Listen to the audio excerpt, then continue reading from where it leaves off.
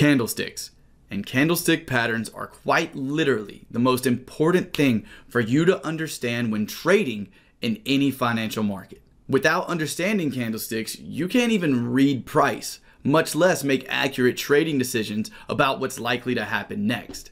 Trying to trade without understanding candlesticks would be like trying to read a book with a blindfold on. But having a clear understanding of candlesticks and candlestick patterns is exactly what you need in order to build the foundation of a profitable and money-making trading career. So in this video, I'll be showing you every single thing you need to know about candlesticks and candlestick patterns so that you can have that solid foundation and build on it to create a profitable and money-making career. So if that sounds good, go ahead and click that like button for me. It helps out with the YouTube algorithm. Go ahead and hit subscribe. It's down below the video to the right-hand side and the notification bell because we come out with content like this each and every week. After the intro and disclaimer, I will be giving you guys some timestamps for those of you who are already familiar with the basics of candlesticks, but we have a ton to go over today, including a candlestick strategy that I have never taught before. So let's go ahead and dive in, and I'll see you guys after the intro and disclaimer.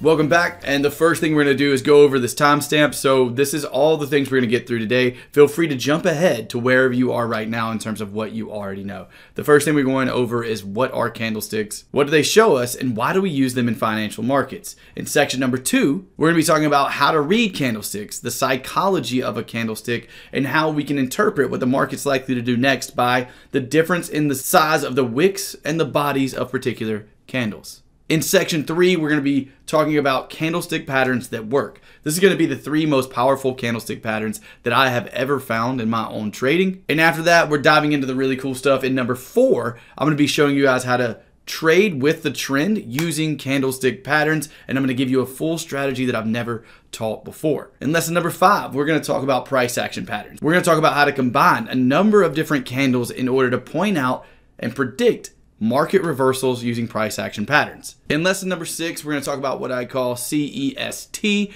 how to put everything together that you've learned so far in order to build a full and profitable trading strategy. And then lesson number 7 is just going to be a recap. So with that said, let's go ahead and get started with number 1. What are candlesticks?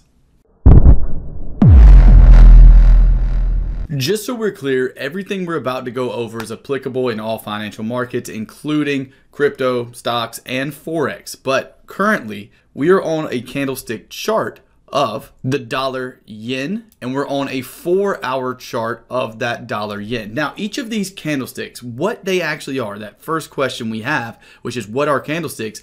They are a representation of price movement during a certain period of time. With us being on the dollar yen 4-hour chart, that means each of these represents 4 hours of price movement on, you guessed it, the dollar against the yen, because that's the asset we're looking at. So what these candlesticks show us, moving on to question number 2, what candlesticks show us is the open, high, low, and close of that 4-hour period. So each of these candles, if I zoom in here, represents and shows us during a 4-hour period where that candle opened, the highest point that candle got to, the lowest point that candle got to, and the close of that 4-hour period after 4 hours passed. So that's what a candlestick shows us. And the way we use candlesticks, if I zoom out a bit, is to determine the trend of a market, is to determine areas of value we can trade in, and even to determine entries based on candlestick patterns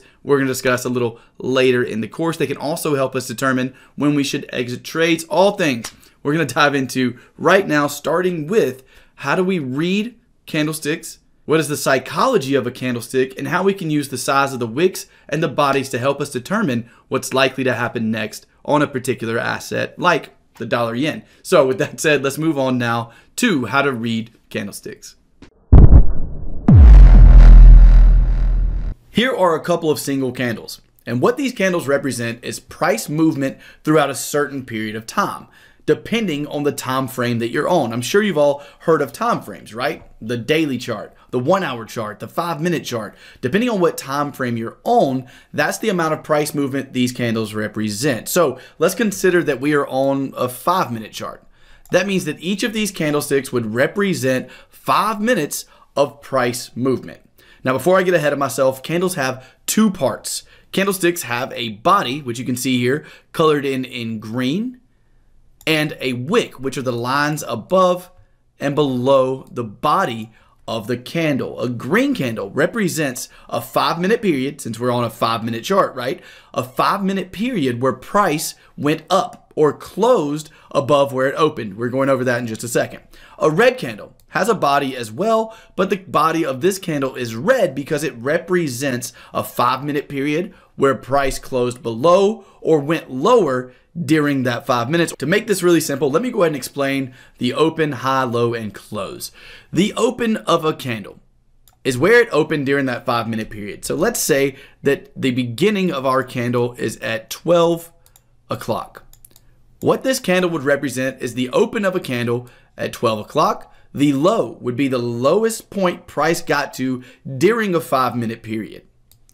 The high would be the highest point price got to during a 5-minute period, and our close would happen at 12:05, and that would be the ending price during a 5-minute period. So that is a green candle.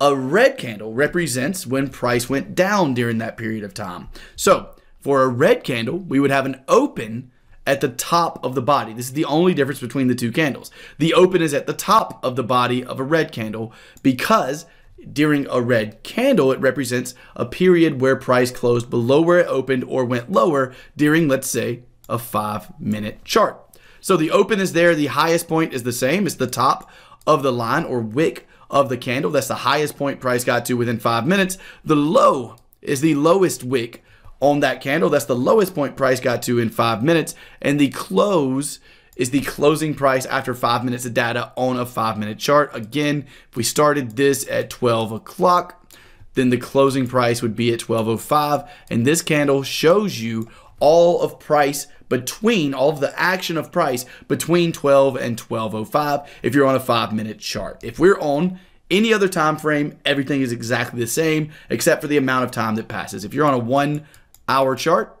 then this would be the open at 12 o'clock and the close of this candle would be at 1 o'clock. Everything else stays the same. The low is the lowest point that candle got to during that hour. The high is the highest point that candle got to during that hour. So now you should have a good idea of how to read a single candlestick. What I want to do next is go down to a chart and actually talk about the psychology behind a candlestick and what the size of the wicks and the bodies can tell us about the potential direction that a particular asset is likely to go next. So let's head down to a chart and do that. I'll see you there. Okay, to start off with, we're on a chart of Bitcoin. As I said, this is going to be the same across the board, stocks, crypto, and forex. So on this crypto chart, just as a quick recap, on this green candle right here, we are currently on the daily chart of Bitcoin. How much time passes during this green candle? This represents a full 24-hour or daily period of time, right? The open of this candle would be the bottom of the green body. This little bitty wick towards the bottom would be the low. The little bitty wick towards the top would be the high. If I say little bitty again, please punch me in the face. And this area at the top of the body is the close of that candle. So this represents a day when buyers were in control because we finished above where we opened in a big way, and leads me into the psychology of candlesticks. So we're going to talk about 3 different candlesticks psychology wise. We have the momentum candle, we have the indecision candle, and we have the long wick candle. Let's talk about the momentum candle first, since we're here on this chart. So as for a momentum candle, the candle you see right here, does it look like it has a lot of momentum?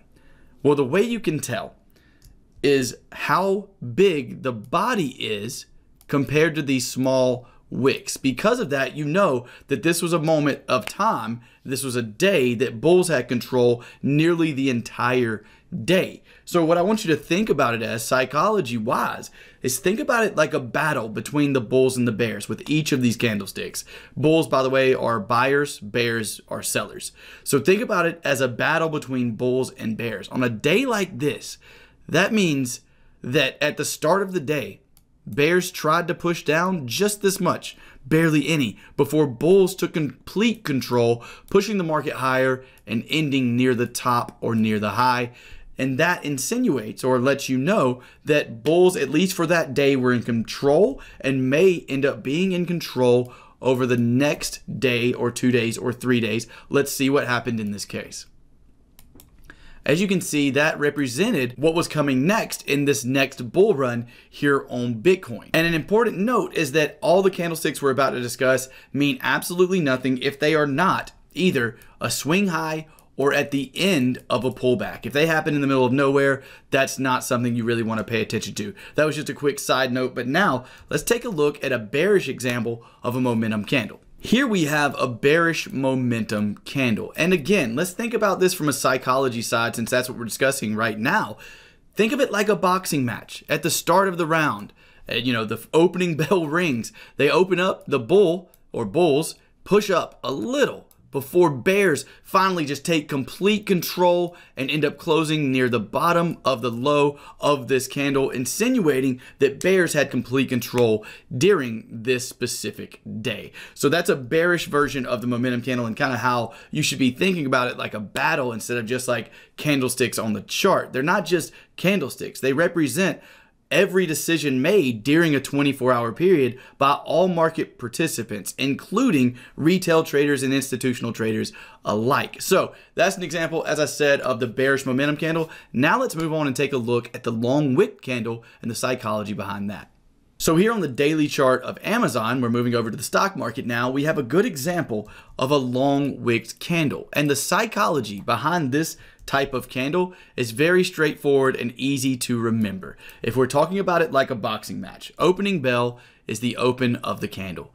This shows you the comeback kid. This is like, okay, look, the bears were in control nearly the entire fight, and then all of a sudden, towards the end of the fight, the bulls took back over, landed a few good punches, and ended up closing close to the highs. This is a very good representation and insinuation that we could see further bullish momentum in a specific market, especially if we're coming off a low, reaching a high, pulling back to that big comeback by the bulls on a particular market. So what you need to remember is momentum candles, large bodies, small wicks. Long wick candles, long wick to the bottom, small body at the top, is a bullish sign telling you price is likely to head higher, especially if it happens at the bottom of a pullback or the top of a swing, or the bottom of a swing low, like we have right here, which would be an insinuation of a reversal. If we have a market pushing low, pushing low, pushing low, and then we have the comeback kid right here, then that's telling you that the bulls could take over from that point. Now, let's take a look at a bearish example of this. By the way, the color of the candle, in case you were wondering, does not matter. This being a red candle, as long as we have that long wick to the bottom, still insinuates buying pressure. So let's take a look at a bearish version of that real quick. So still here on the daily chart of Amazon, you can see right here, we have a candle, and the psychology yet again behind this one is the open was the top of the body of this candle. Bulls took control from the beginning, but the bears ended up being the comeback kid and winning the round overall by pushing the market really close to the low before the candle eventually closed bearish in this case. So that's an example of a bearish version of a long wick candle and the psychology behind it. Next up, we're taking a look at indecision candles. You've probably heard of them called dojis.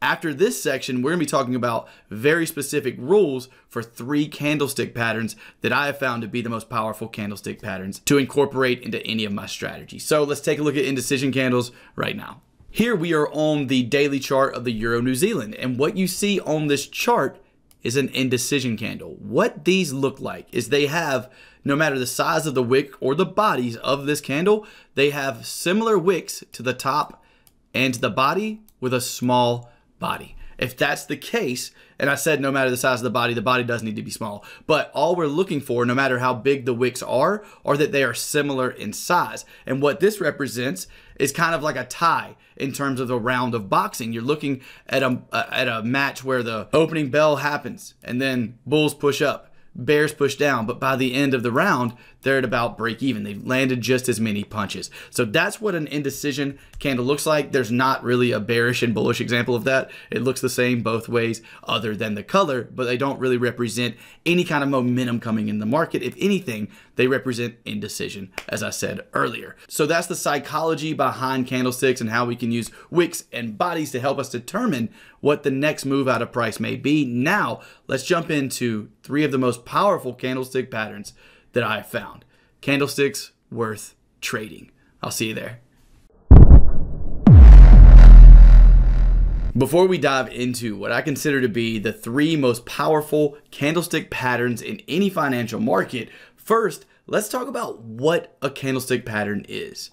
A candlestick pattern is just a candlestick that forms in a very specific way that we can identify on the chart and use to our advantage in terms of helping us determine the trend of a specific market, helping us determine market sentiment as in the direction of a market's likely to go, and help us with set in stone rules for entries into our strategies, along with many other purposes, but those are the main 3 purposes that I use candlestick patterns for. So with that said, let's dive into what I consider the 3 most powerful candlestick patterns for any financial market. But before we do that, if right now you know more about candlestick patterns and candlesticks in general than you did before watching this video, it would mean a lot if you go ahead and give this video a like. Let's dive into learning more about these 3 candlestick patterns.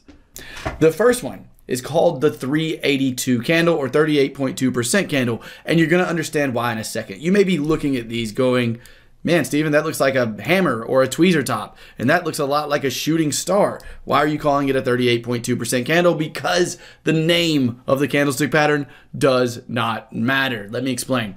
The reason I call this a 38.2% candle is because of the rule that I have for this pattern, and what it shows us is that price or buyers, the market itself, meaning all of their participants, have pushed this market all the way down to the bottom of this wick. Remember when we talked about candlestick charts at the very beginning of the video, price moved all the way down to here.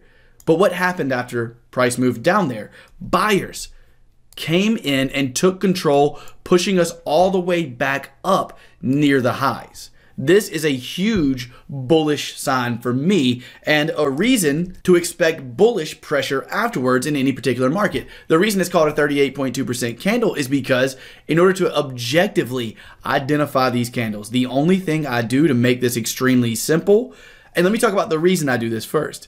If you ask people what a hammer candlestick is, or you show them a chart, I'll put a chart on the screen, and ask, is this a hammer? Or is this a hammer candlestick? You may get 2 different answers.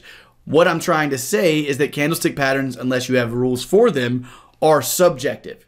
And in order to have consistency in our trading, we have to be objective. So an objective rule I have for the 38.2% candle is that I pull a Fibonacci retracement from the swing low of the candle itself to the high of the candle itself. As long as the entire body of that candle is above the 38.2% retracement, then I count this as a valid 38.2% candle, and I count this as a candle that's showing me buying pressure. You guessed it, it's the exact opposite for a bearish version of this pattern, a bearish version of the 38.2% candle. What do you think I'm going to do to identify this pattern in an objective way? I'm taking a Fibonacci retracement from the top of that candle, the high, down to the low, and as long as the entire body of that candle is below the 38.2% retracement, then I know that selling pressure is likely to come into the market. Again, the way we use these types of candles is if this was to occur at the top of an uptrend, it might be a sign of a reversal. If this was to occur in a downtrend on our pullback, it might be a sign that we're about to continue in trend. We're going to talk about that on a live chart after I go through the other 2 candlestick patterns. So next, after the 38.2% candle, we have the engulfing candle. This is a candle you've probably heard of and you may already know how to identify, but in the forex market, the way I identify an engulfing candle is a candle that has a larger body than the previous candle and that changes colors. So for a bullish engulfing pattern, I need to see that the previous candle was red, that the next candle is green, and that the green candle has a larger body than the previous candle. That is a bullish engulfing candle for me. We'll take a look at a bearish engulfing on a chart, so I'm not going to have to do that right here. So next up, we have the close above and close below candle. Again, all of these candles are used in the same way. They're all either going to be used to help you identify reversals, market sentiment, or help you enter on trend continuation trades. Here we have close above and close below candle, pretty self-explanatory, but a close below candle would be a candle in which the close of that candle is below the low of the previous candle. As long as that happens, that to me is showing selling pressure, and the opposite would be true in the bullish direction. We would have a close above. Again, we'll take a look at that down on the chart, but right now, let's go take a look at a few live examples of the 38.2% candle first. Right now, we're on the 4-hour chart of the euro dollar, and there's a really good example of the 382 candle here on this chart. So what I'm going to do is show you a live example of the 382 candle and also a little bit about how I would trade a setup using this candle. In this case, we have a 382 candle. Let's talk about how to spot it on real charts.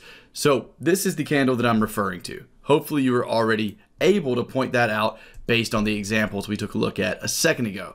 How do we find this in an objective way, a rules-based way, so that we're not guessing about what is and what isn't the candle we're looking for? We just use a Fibonacci retracement from the low of that candle to the high of that candle.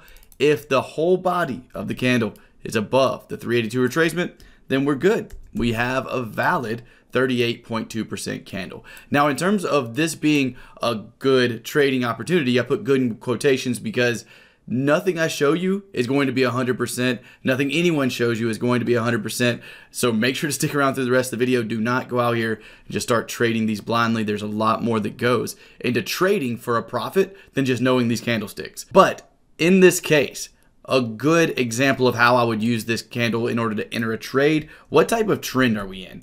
If I zoom out a bit, you can tell that we are absolutely in an uptrend, right? This market is continuously making higher highs, higher lows, higher highs, higher lows here, higher highs. And this would be at the end of our most recent pullback is where it's happening. So if I get a situation like this, where I get a 38.2% candle at the end of a pullback, it's giving me a big indication that we could see some bullish momentum come into this market based on that fact. And again, remember, the color of the candle does not matter. Because this is a red candle doesn't mean it's not valid. It's the wick that we're really looking at and the body being above that 38.2% retracement. But let's go ahead and take a look at how this trade played out, or this candle played out. As you can see, it did in fact indicate a ton of bullish pressure coming into the market. That's an example of a bullish 38.2% candle on real charts. Let's look at a bearish 38.2% candle on real charts, and I'll show you how I use these types of patterns for possible reversal trades. See you in a second. Okay, see if you can spot the bearish 38.2% candle on the chart.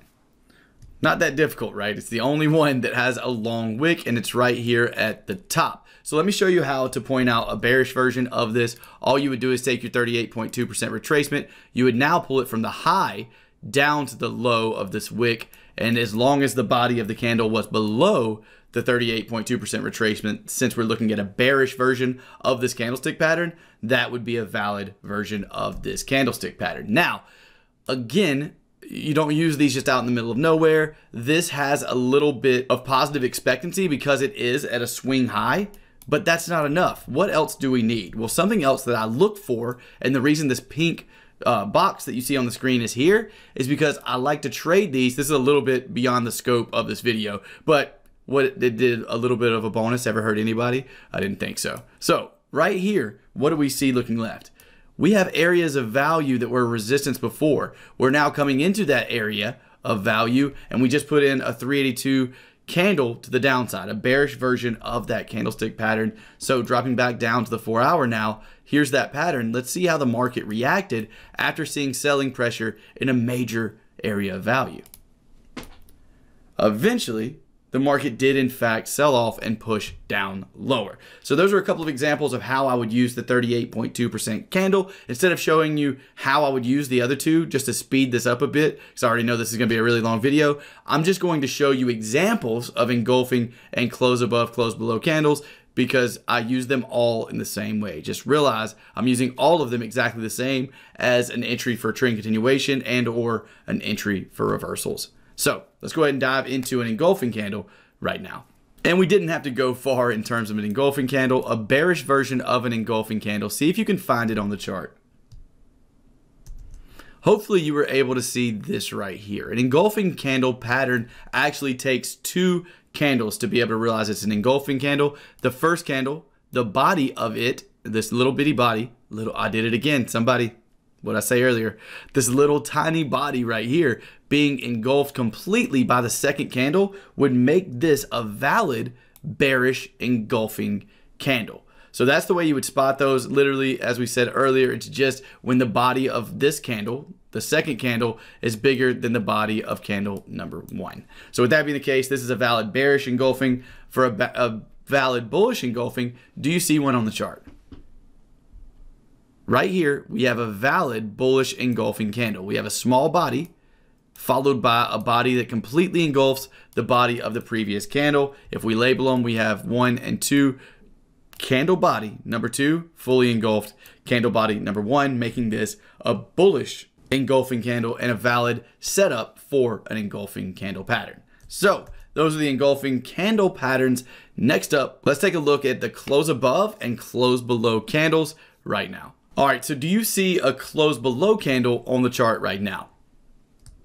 Hopefully you do, and hopefully you said right here. The reason this is considered a close below candle is because the close of this candle, the candle number 2, is lower than the close or than the low of candle number 1. So if this had a wick, the candle number 1, the close of the second candle would have to be below that low of the first candle, making it a close below candle. And this a valid way to trade.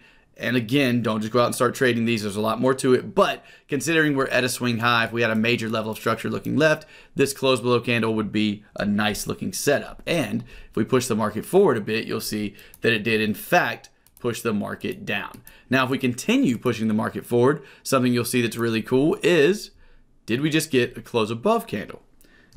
Look with me right here. We have a high of a candle number 1, and then candle number 2 closes above the high of the previous candle. That's all we need to see this as a valid close above candle. Now, one more nuance of this is it has to be what I call a color change. So for a bullish example of this, we need red to green. For a bearish example of this, we need green to red. So there are some of the examples. Before we move on, check out how that close above candle performed, pushing the market into new highs. So with that said, hopefully now you completely have an understanding of all 3 of these candlestick patterns. Again, throughout my trading career, these have been the ones that I use the most for entries and for reasons to exit a trade, along with to help me to determine the sentiment overall of any particular market. And now let's move on to learning an entire strategy based around one of these candlestick patterns. I'll see you guys in the next section. Okay, so let's talk about the candlestick pattern strategy you're about to learn. Before we do that, funny story about this. This was actually a strategy that I had initially only planned to release to EAP members in our private VIP group, but I did a video a couple of weeks ago, or actually a couple months ago, excuse me, on technical analysis that got like 2 million views in the last 2 months. I'll put it in the top right corner of the screen if you want to check it out. And I accidentally had the written version of this strategy on the video for at least 5 minutes. So around 2 million people saw it, and I thought to myself, why not go ahead and show it to the rest of the YouTube world in this video? But whenever we're looking at strategies, the first thing you have to understand as a beginner is it's great to understand technical analysis. It's awesome to understand candlesticks and candlestick patterns, but that's not going to get you to a point of having a profitable trading career. In order to get to a point of making profits, we need to have what's called an edge or an advantage over markets. The way we get that advantage is what makes us money over time. And the way we get there is by having a consistent way of trading.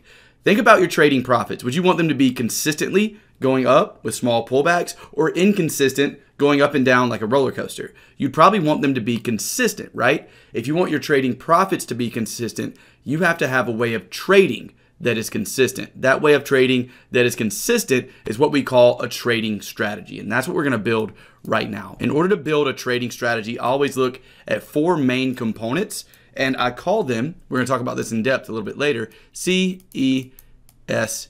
What this stands for is conditions, your entry, your stop, and your target. So at any point you have a strategy, your conditions are going to be things like trend, an indicator lining up, support or resistance level, some kind of area of value. Those are all labeled conditions. Your entry reason is going to be, why did you actually press that button? In our case, it's going to be a candlestick pattern. Your stop loss is going to be, where are you getting out if you're wrong? And your target is an idea of where you're getting out if you are right. If you don't have all of these in the strategy you're trading right now, I would go and start with something like this and create a new strategy, or build on this with the strategy you're already using. And if you're not using a strategy yet, understand that you need a consistent way of trading. With that said, let's dive into the strategy. As you can see here on the screen, what we're waiting for is a really simple setup. We're going to be using the 20-period moving average, which is the blue line you see on my screen, as trend identification and as an area of value. When we combine those two things, what are they? That is our conditions. At that point, we're going to be waiting on our 382 candle, or 38.2% candle, to touch the 20-period moving average and wick off of it. And I'll show you what I mean by wick off of it in just a second when we go to some examples. At that point, the close of that 38.2 candle is our entry, and then we put stops and targets accordingly, which we'll go over when we look at some live examples of this. Again, it's not some crazy wild strategy. It's consistent, but over the past, since 2018, it's provided a 64 to 65% win rate with a 1-to-1 reward to risk ratio, which is a very, very good strategy. You can adjust the reward to risk. You'll probably have a smaller win rate, but again, that's up to you. You can go test it. I haven't fully optimized this yet, but let's look at a couple of live examples on a chart. Okay, so right now on the chart, what would we be looking for in order to trade this candlestick pattern strategy?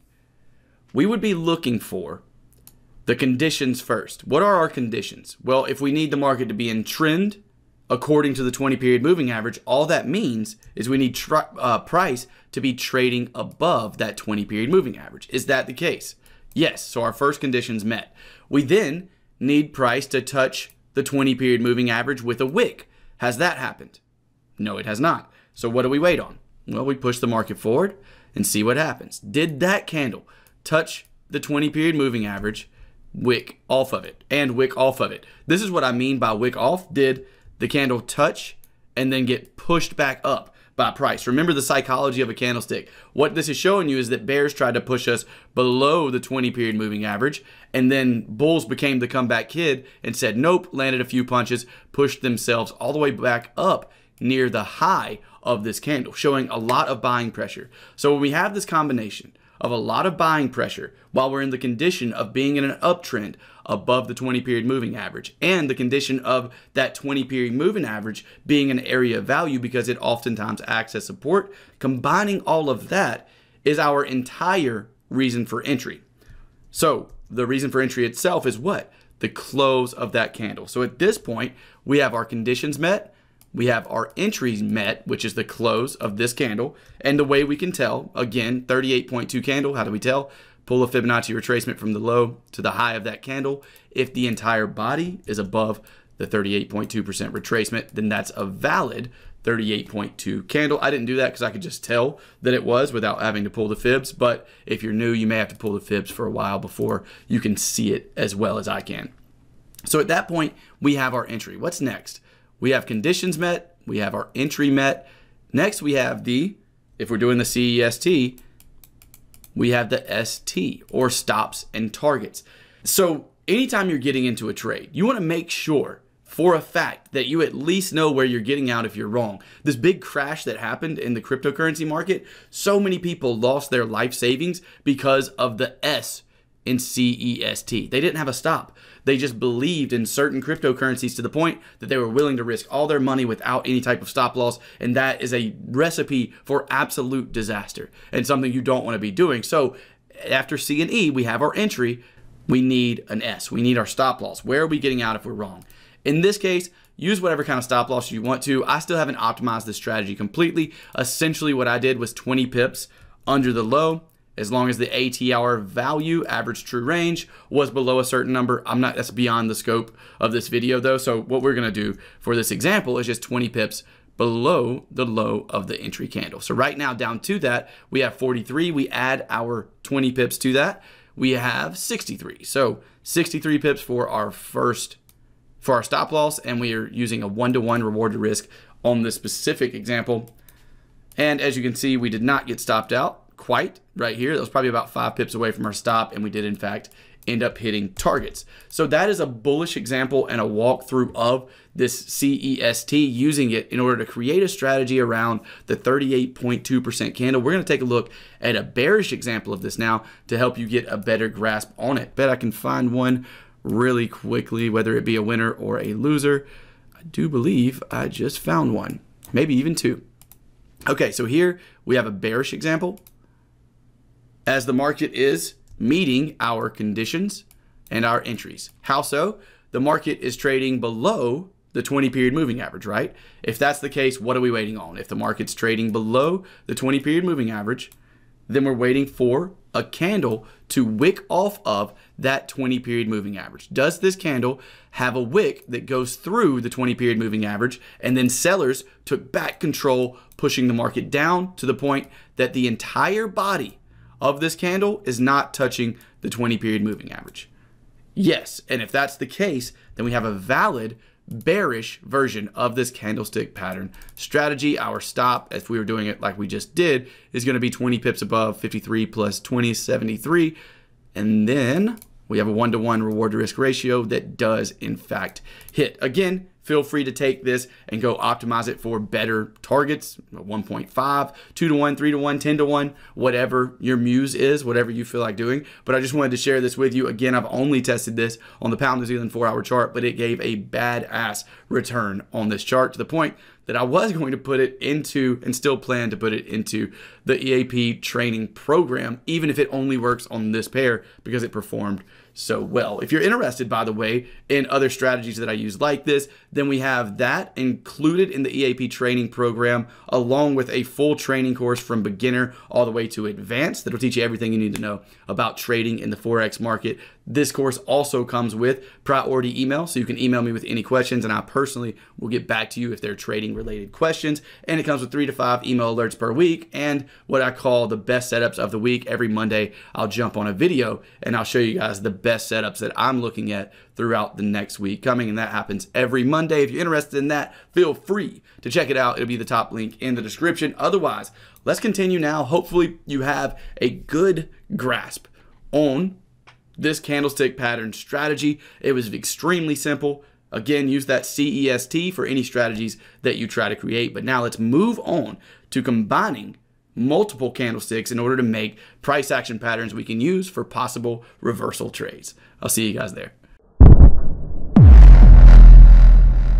Price action patterns are identifiable patterns we can see on the chart that can help us to determine if a market is likely to reverse. It can also help us to determine where to enter those possible trades, and even tell us how we should be exiting, or excuse me, where we should be exiting trades we're already in. Unlike candlestick patterns that combine just a few candles or either just one candle like the 38.2 candle, price action patterns tend to be a bit larger and have between 10 to maybe 50 candles involved in those. Now, for me, throughout my entire trading career, there is one price action pattern that has absolutely ruled over the rest of them. And it's the only one that I still consistently trade to this day, and that is the double bottom and double top price action pattern. Now, I know that's two, but it's just essentially one of them's this way and one of them's upside down. So that's what we're gonna be looking at today. Is I'm gonna teach you the very specific rules that I have for double tops and bottoms, because as traders, what is our goal? To have a consistent way of trading that provides an edge. The problem with double tops and bottoms a lot of the time is that some traders may see this as a double top, whereas other traders may not, because of a lot of different subjectivity between the two traders. We want to make some rules up to where every time we trade a double top, we are trading it exactly the same way, where every single time we see a double bottom, we know exactly when we're going to enter that trade. So what I'm going to do right now is go ahead and dive into double tops and bottoms and show you the exact rules that I have to make sure that I'm consistently trading these patterns and how I use them to consistently make profits in the market. I'll see you there. For this pattern, what I'm looking for, and the way it looks on a chart, sorry I didn't do that before, the way it looks on a chart is a market that comes down, creates a level of support, then bounces up to a level of resistance. But instead of continuing down in this downtrend, we come down, we retest this level of support, and we're supported yet again. So much so that we push up enough to break and close above what is called the neckline. So this is bottom number 1 of a double bottom, bottom number 2 of a double bottom. This is referred to as the neckline, and that is the initial pullback from the first bottom that we need to break in order to classify this as an actual double bottom. So a way that most traders enter this is either by entering exactly as the market breaks that neckline, or one of my favorite ways to enter, and the way we're going to talk about and discuss entering today, is waiting for the market to break and close above that neckline and then getting a pullback into that neckline. The reason I trade double bottoms like this is because I can get smaller stops, therefore having a larger reward to risk ratio on these types of trades. So that is how we spot double bottoms. Let's go over how we spot double tops first, and then I'm going to talk about how I actually use these patterns to consistently make badass trades in my own trading. Let's check out a double top though. So a double top is going to be when the market pushes up to a level of resistance, then pushes down in our initial pullback, but instead of continuing this uptrend, we now test that level of resistance once more and find resistance yet again. The market then breaks through the neckline. So on a double top, we have top number 1 right here. We have top number 2 right here, and the support level that was created after top number 1 is known as our neckline. We need that neckline to break to validate that this is actually a double top. And the way I said we were going to be trading these today is by waiting on a pullback after that validation, after that break. We want to see a pullback into our level of support, and that's where we're going to be placing possible trades and looking for the continuation down. Now, before we get into how I use it, I know I said we were going to right after this, I want to talk about those objective rules. So the objective rules I have for a double bottom, let's actually start there, is I need to see the first bottom and the pullback. At the point that I see this first bottom and a pullback, what I do is place a box. My box is going to be, let me make this way more easy. Hold on. Here we go. Okay, so at this point, it doesn't look like a double bottom, right? But I need an objective rule for how I'm going to enter a double bottom. So what I do at this point, whenever I see a bounce like this, is I place a box from the lowest bodies of this first low to the lowest low of this first low. That is what I call my termination point. What I want to see is the market retest this point. A candle can close inside of this area. A wick can go past this area. We could see nothing but the wick of a candle touch this area. All of that I would consider a valid double bottom. What I would not consider a valid double bottom is if we get a candle, but the wick doesn't touch my area. Or if we get a pullback and we see a candle that closes all the way below my zone, those two situations are no longer a valid double bottom for me. So those are my objective rules for a double bottom. We'll click play here and see what the market does. As you can see, we've now entered into my termination zone. We have not closed below it. Therefore, we have a valid double bottom so far. Still, is this valid? Yes. No candles closed below my zone. Therefore, I'm still considering this a valid double bottom. The next thing I need to see is a break of this neckline. Once I see that, like we do right there, I'm then waiting for this market to pull back to that neckline to place my possible entry. Once we do that and pull back to the neckline, I want to see buying pressure. For me, buying pressure is nothing more than a green candle. Once I see buying pressure, I'm just explaining to you exactly how I trade these double bottoms, or exactly how a lot of people trade them. I trade them slightly differently, but for the purpose of this video, this is what we're going to talk about. So I would place an entry there. We have a 17 pip ATR right now. So 17 plus 30 is 47. 47 pips, and I want to target my next level of resistance, which is right up here in this area. So at this point, we have our trade set up. We've had buying pressure after a double bottom has been confirmed by the breakout and a pullback to the neckline plus buying pressure. Okay, cool. We're in the trade. Let's see what happens. Eventually pushing up, down, up, down. This is the reality of trading, guys. You will be tortured emotionally during situations like this, but it's just what happens sometimes while we're trading. And there we go, finally hitting targets. You have to have emotional fortitude. That's something, unfortunately, we're not going to have time to discuss in this video because it is going to be well over an hour long. I already know that. But that is how I would trade the double bottom. The double top would be the exact opposite of that. We'll go over that really quickly. You should have a pretty good idea by now. But here on the double top, the only difference is I am putting a box. Let's actually, does it sound like I'm saying pudding? It does to me. Let's put a box right there. So now what I'm waiting for a double top is the market to push up into an area of resistance and have a pullback. Once I have that pullback, I'm placing a box from the highest bodies of the first top to the highest wick of the first top. This is what I call my termination zone. I want to see a candle that at least touches that zone. But what I cannot see is a candle that closes above this zone. A candle can close inside of the zone. A wick can go past the zone. The only thing I cannot see is either a candle not touching it at all or a candle closing above it. So with that said, click play. You already know what this turns out like. Yes, we have a valid double top, and yes, we broke the neckline. The way I would trade this is by waiting on selling pressure at the neckline as the market pulls back up. Clicking play yet again. Selling pressure would be this red candle. Stop loss at that point would only need to go above our swing high, and then we could target whatever we needed to, pushing lower. All right, so just one more example of double bottoms and tops, and to add an extra confluence or an extra condition to this, what you could do, and let's start like this. On the chart you see in front of you right now, what would we be looking for in order to classify this as a double bottom? Well, right now we don't have a double bottom. We just have a first bottom and a pullback, which gives us an indication that we need to start looking for a possible double bottom, which is what we're going to do. And at this point, what do we need? We need a candle to push down, touch this area, not close below it. You know the rules, we just went over them. So let's see what happens. If we push the market forward one candle at a time, we get in that zone. Then we get a green candle. Do we break the neckline?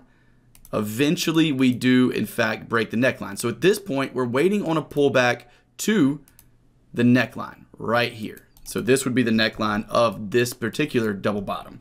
But as an added confluence, what I like to do and the way I like to trade these and the most accurate way to trade like this is to wait for this situation to happen and only trade this situation when it aligns with a level of major structure. So this happened to be an area of also resistance and support looking left, an area of major structure out of the euro yen. We're on the euro yen 4-hour chart right now. So at this level around 128.33, we already had support and resistance looking left. That's adding confluence, adding a condition of a major level of structure or an area of value, combining that with our double bottom and combining that double bottom with eventually a pullback into that and a green candle for entry. That is exactly how I like to trade these types of patterns. And in this case, you can see that it worked out really well. They are in fact reversal patterns. So I like trading reversals with these patterns. As you can see, we had lower highs coming in, lower lows, and then this market created that double bottom. So with that said, that's a look at how I trade this price action pattern. And again, guys, we're into some more advanced material now. At the beginning of the video, you were just learning candlesticks and candlestick patterns. That's very basic information, but combining these into a rules-based strategy, we're getting into the advanced stage now. And what I'm going to do next is talk to you about CEST and break down how to build strategies around combining price action patterns, candlestick patterns with other confluences that you learn in technical analysis. And we're going to talk about how to build a profitable trading plan you can stay consistent to. So up next, we're talking CEST, conditions, entries, stops, and targets. I'll see you there. All right, so in order to talk about CEST, I first want to go over what it takes to become a profitable trader. Anyone who is a profitable trader has accomplished these three things. I call this the triangle of trading success. And inside of this triangle of trading success are all the traders who have made money. In order to make money in the industry of trading, there are three qualities that a trader must have above any others, and that is a strategy that makes money over time and that is rules-based so they can stay consistent to it. That is a risk management plan that keeps them out of their emotions when they're in trades, that keeps them from blowing their account initially. And that is good trading psychology, which can also be referred to as discipline. If a trader masters all three of these, it's inevitable that he becomes profitable. But the first step of that, he or she becomes profitable. But the first step of that is to have a strategy that makes money over time and that is based on a set of rules that's consistent. Imagine a trader coming up to you and saying, I trade double bottoms. What does that even mean? I trade trend continuation. But why? Why do you enter the market? Like that's not a strategy. That's a price action pattern. In no way is that a strategy. We need a set of rules where we know exactly what our qualifications are for the first bottom. What validates a double bottom? What validates us actually entering the market? Do I need the break of a neckline? Do I need the market to be oversold when I buy the double bottom? Where do I put my stop? Where do I put my target?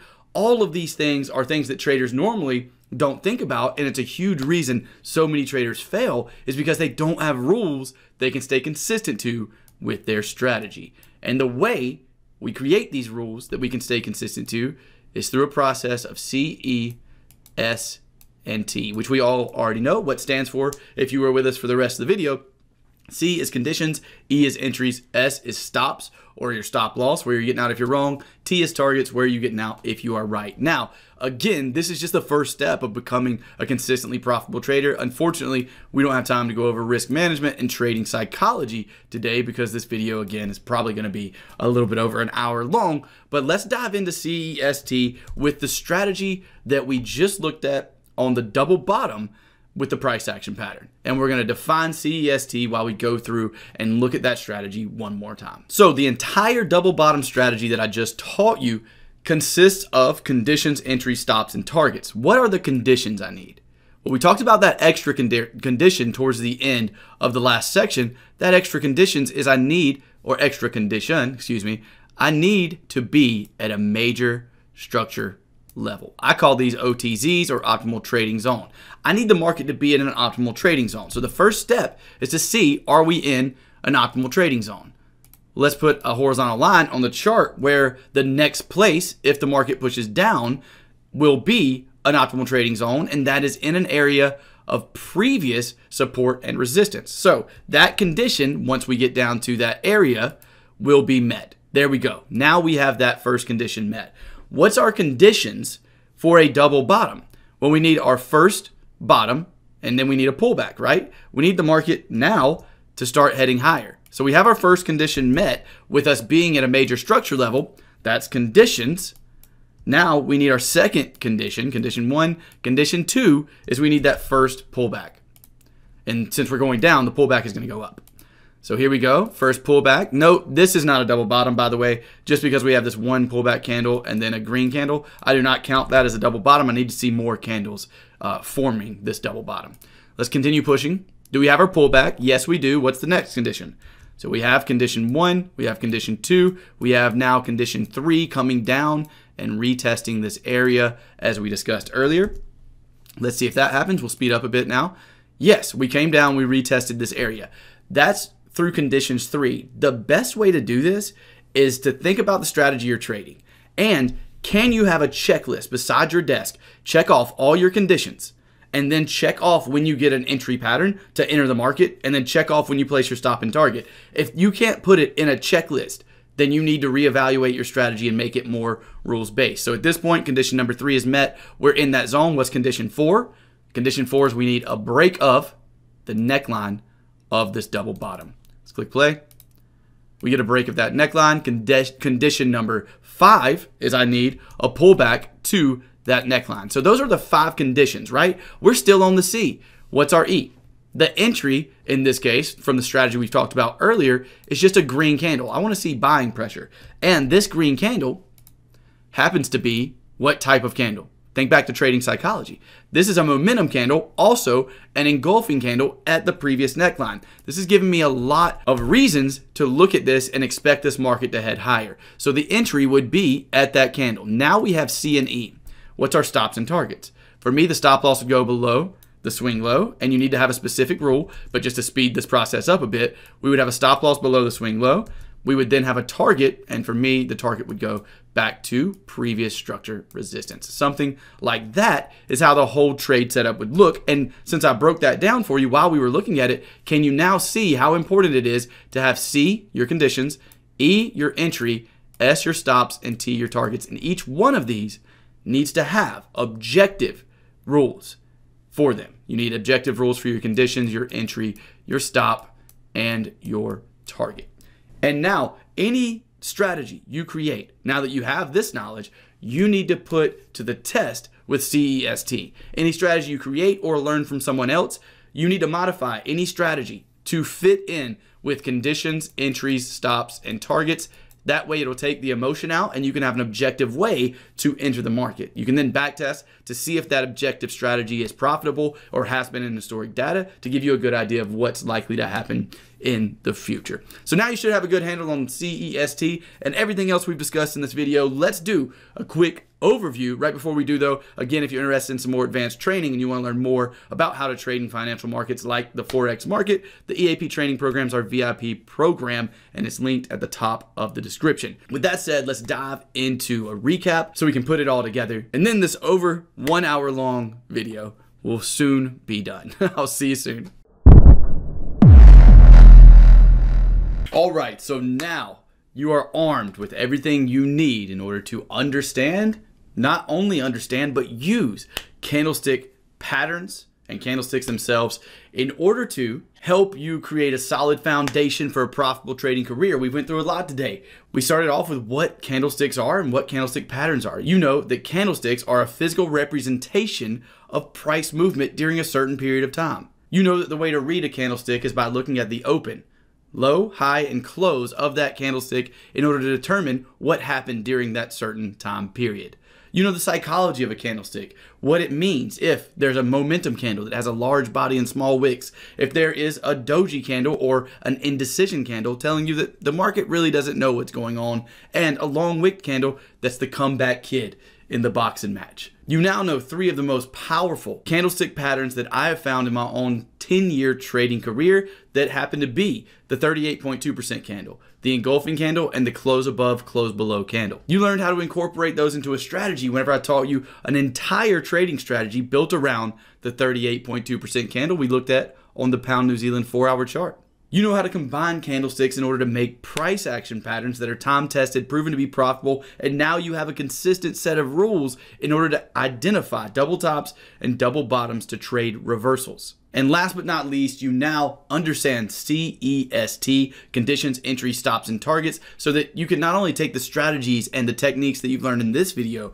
and convert them into rules-based, easy to follow and profitable strategies, but you can do that with anything anyone else teaches you or anything that your brilliant mind comes up with. Your creativity is your only limitation. Go out, test a bunch of stuff with CEST being the groundwork and the foundation of a strategy, and you will be surprised at the results you come up with. I really hope you guys enjoyed the video. If you did, please don't forget to smash that like button. Comment below if you made it to the end, because dang, this has been a long one. I hope you guys have a great rest of your day. I hope you trade green from here on out. And I'll talk to you in the next video. See y'all soon.